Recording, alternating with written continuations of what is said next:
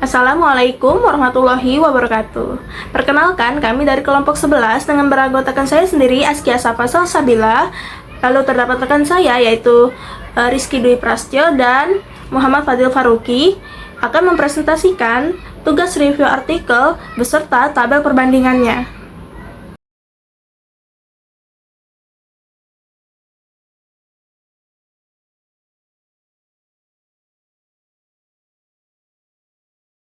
Compare.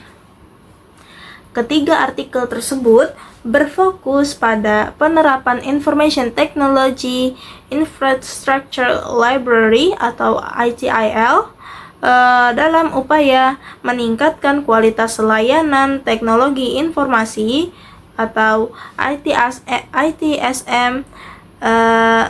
Selain itu, ketiganya juga memiliki kesamaan dalam menekan aspek Continual Service Improvement (CSI) dengan menjadikan hipotesis bernilai positif sebagai dasar pengembangan.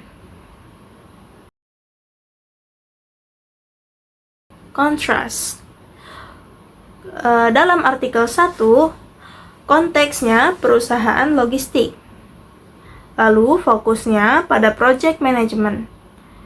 Selanjutnya, metode yang digunakan yaitu studi kasus dengan pendekatan kerangka ITIL version 4. Kontras, artikel yang kedua ini berfokus pada implementasi ITIL pada sistem informasi akademik atau SIBIMA tadi.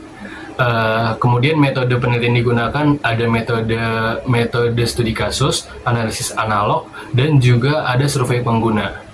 Dan ada beberapa sampel di dalamnya juga seperti mahasiswa dan staf yang menggunakan sistem akademik informasi ini, si BIMA ini sendiri.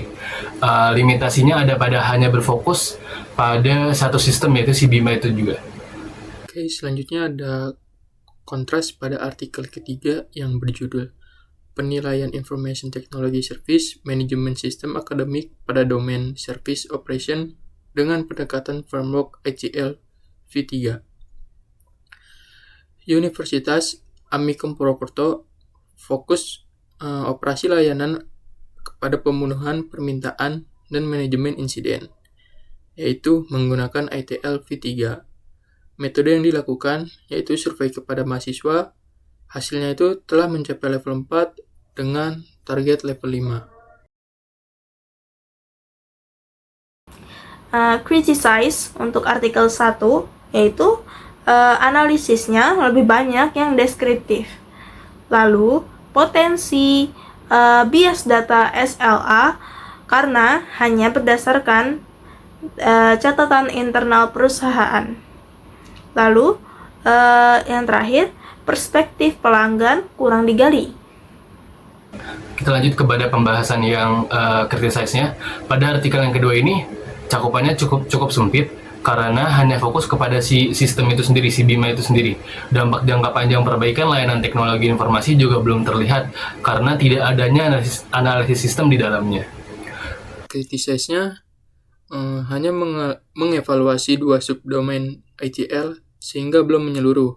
Di samping itu, isu kelebihan beban server lebih bersifat teknis, sehingga saran strategis seringkali tidak mengatasi penyebab utama masalah infrastruktur.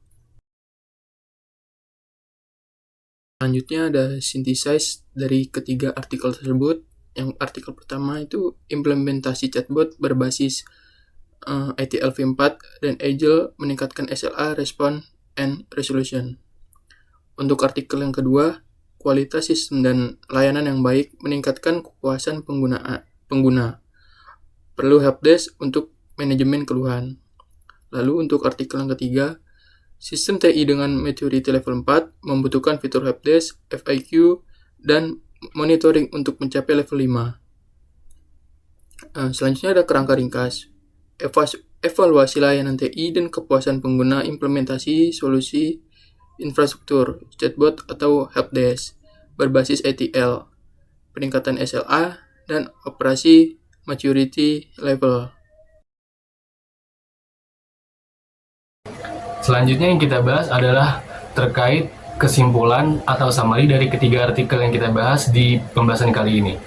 Ketiga artikel ini meski berlatar berbeda, 2 di antaranya itu berlatarkan pendidikan dan 1 di antaranya itu berlatar logistik. Namun ketiganya konsisten menunjukkan bahwa peningkatan kinerja layanan membutuhkan kombinasi tata kelola proses ITIL atau ITSM.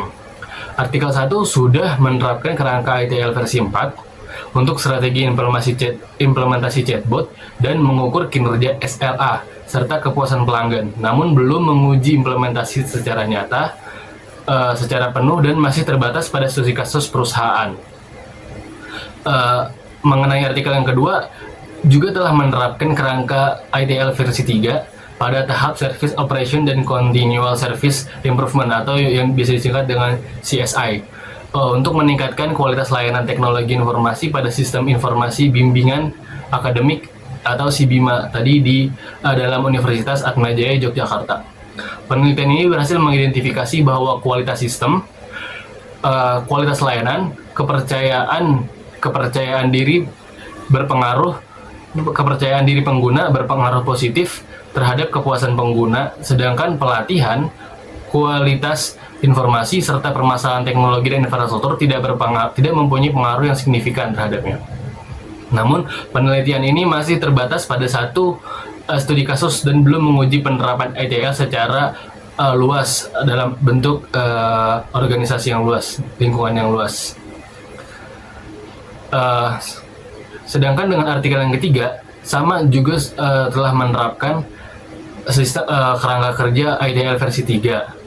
Di dalam artikel ketiga ini, mereka menganalisis sistem akademik di Universitas Amikom Purwokerto, tentunya dengan menggunakan kerangka ITIL versi 3 tadi. Dengan pada fokus yang digunakan yaitu aspek operasi layanan dengan tujuan untuk pemenuhan permintaan dan manajemen insiden. Temuan menunjukkan bahwa tingkat kematangan layanan teknologi informasi ada di level 4 atau level manage, yang berarti prosesnya sudah berjalan dengan baik tapi belum sepenuhnya maksimal di dalamnya. Tantangan yang muncul dari pertemuan ini adalah belum adanya sistem pemantauan helpdesk yang otomatis dan pemberitahuan secara langsung. Sekian presentasi dari kelompok kami, kurang lebihnya mohon maaf. Terima kasih banyak atas waktunya. Wassalamualaikum warahmatullahi wabarakatuh.